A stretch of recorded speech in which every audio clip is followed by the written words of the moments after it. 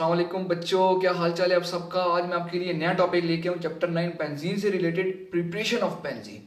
बहुत important topic, बहुत easy topic, preparation of benzene, जिससे आपको पता चलेगा कि हम लोग डिफरेंट मेथड से बेंजीन को किस तरह प्रिपेयर करते हैं। तो अपने नोट्स को ओपन कर लें, अपने पेन अपने हाथों में पकड़ लें और जो भी मैं पॉइंट्स, जो भी कॉन्सेप्ट्स आपको देता जाऊँ आपने साथ साथ लिखते जाना है। बस कुछ भी करना है ना यार, नोट्स को आपने अपने बढ़िया रखना है।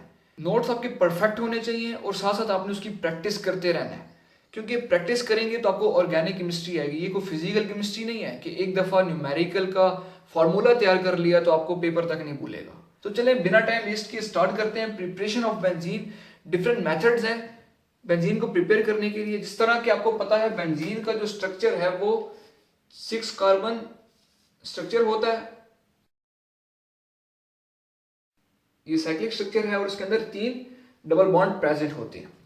अब पहला जो मेथड है बेंजीन को प्रिपेयर करने का वो क्या है? From alkynes. From alkynes. Alkynes क्या होता है? कार्बन और कार्बन के दरमियान ट्रिपल बॉन्ड, इसको हम लोग क्या कहते हैं? अल्काइंस। अब अल्काइन इतना स्टेबल नहीं होता जितना अल्केन या अल्कीन होता है। बहुत इंपॉर्टेंट पॉइंट है। अल्काइन इतना स्टेबल नहीं होता जितना अल्केन या अल्कीन है। क्यों? क्योंकि इसमें 2 पाई बॉन्ड्स आ चुके हैं और आपको पता है पाई बॉन्ड लेस स्टेबल होता है सिग्मा बॉन्ड से। पाई बॉन्ड इलेक्ट्रॉनिक क्लाउड बनाते हैं above and below the sigma bond, above and below the plane. तो अल्काइन में 2 पाई बॉन्ड्स आ गए हैं। अल्काइन इस फॉर्म में इतना ज्यादा स्टेबल नहीं है। जब मैं अल्काइन को हीट करता हूं तो ये एक बॉन्ड अपना लूज कर देता है। तो चलिए देखते हैं ये किस तरह से अपना पाई बॉन्ड लूज करेगा। मैं 3 अल्काइन के मॉलिक्यूल लेता हूं, 1 2 3। जब इसको मैं हीट करूंगा 300 डिग्री सेंटीग्रेड पे तो ये एक पाई बॉन्ड इधर शिफ्ट कर देगा। ये अपने से एक पाई बॉन्ड खत्म करके इसको इधर शिफ्ट कर देगा। कार्बन कार्बन के दरमियान पाई बॉन्ड बन जाएगा। ये इधर से बॉन्ड ब्रेक होगा, इधर आ जाएगा। इधर से बॉन्ड ब्रेक होगा, इधर आ जाएगा। तो मेरे पास रिजल्ट में क्या आएगा? अब इधर पहले 3 बॉन्ड थे, एक बॉन्ड यहां से ब्रेक हो गई, इधर आ गया, तो पीछे कितने आएगा? 2 बॉन्ड और CH। इधर से बॉन्ड जब इधर आया तो इधर single bond CH, 2 bond CH, single bond CH, double bond CH, single bond. ये रहा आपके पास बेंजीन। ये आपके पास पहला मेथड था फ्रॉम अल्काइंस।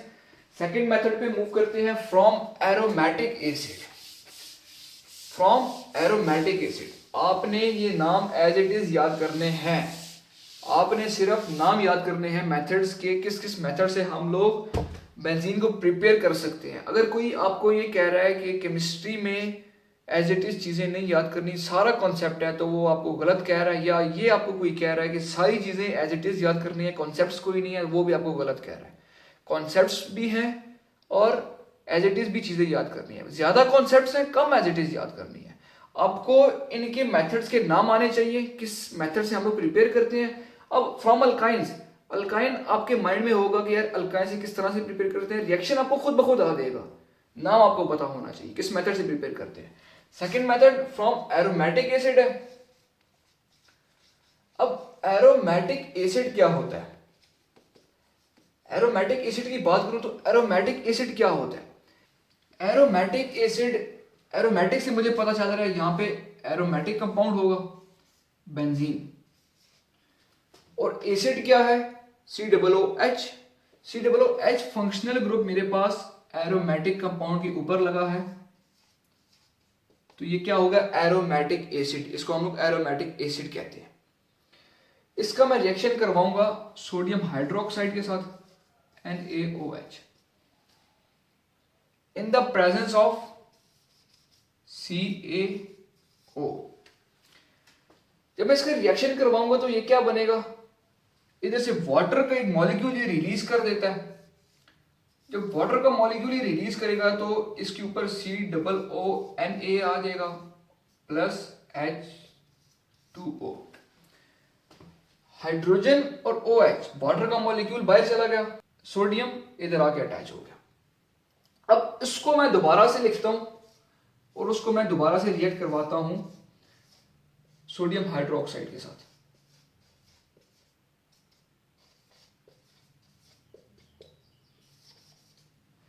दोबारा इसको मैं रिएक्ट करवाऊंगा सोडियम हाइड्रोक्साइड के साथ, तो बेंजीन मेरे पास प्रिपेयर हो जाएगा। बेंजीन प्रिपेयर होने के साथ साथ जो मेरे पास दूसरा प्रोडक्ट आएगा वो क्या आएगा, Na2CO3। क्लियर हो गई बात। ये सेकेंड इसकी प्रिपरेशन थी। थर्ड प्रिपरेशन पे हम लोग मूव करते हैं। थर्ड प्रिपरेशन क्या है, फ्रॉम फिनोल। हम लोग फिनोल से भी बेंजीन को प्रिपेयर कर सकते हैं। अब फिनोल क्या होता है, फिनोल मेरे पास बेंजीन रिंग होता है, फ्रॉम फिनोल। फिनोल मेरे पास बेंजीन रिंग होता है और उसके ऊपर हाइड्रोक्सिल ग्रुप लगा होता है, बेंजीन के ऊपर हाइड्रोक्सिल ग्रुप। क्लियर है बात। अब बेंजीन के ऊपर जब हाइड्रोक्सिल ग्रुप लगा है तो इसका मैं रिएक्शन करवाऊंगा जिंक के साथ। जिंक क्या करेगा, ऑक्सीजन को लेके निकल जाएगा। जिंक जब ऑक्सीजन को लेके निकलेगा तो बाकी मेरे पास बेंजीन बच जाएगा प्लस ZNO। इसकी ये थर्ड प्रिपरेशन थी। फोर्थ मेथड इसकी प्रिपरेशन का क्या है वो हम लोग देखते हैं।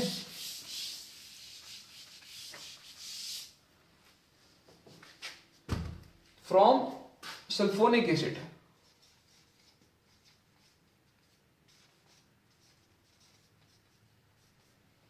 Preparation of benzene from sulphonic acid. Sulphonic acid क्या है, बेंजीन रिंग है, उसके ऊपर SO3 अटैच है, SO3H। अब इसका मैं रिएक्शन करवाता हूं वाटर के साथ, H2O। तो बेंजीन मेरे पास प्रिपेयर होता है, साथ मेरे पास H2SO4 रिलीज होता है। H2 और SO3 और एक ऑक्सीजन H2SO4 और साथ में बेंजीन। ये कुछ मेथड से, ये फोर्थ वन है, ये कुछ मेथड से बेंजीन को प्रिपेयर करने के। ये बहुत इजी मेथड्स हैं, सिर्फ आपको अगर नाम इनके आते हैं तो नाम आते हैं तो रिएक्शन आपके लिए करना कुछ भी मुश्किल नहीं है। तो मिलते हैं किसी फिर नेक्स्ट वीडियो में। अपनी दुआ में याद रखिएगा। See you soon, sign off, अल्लाह हाफिज।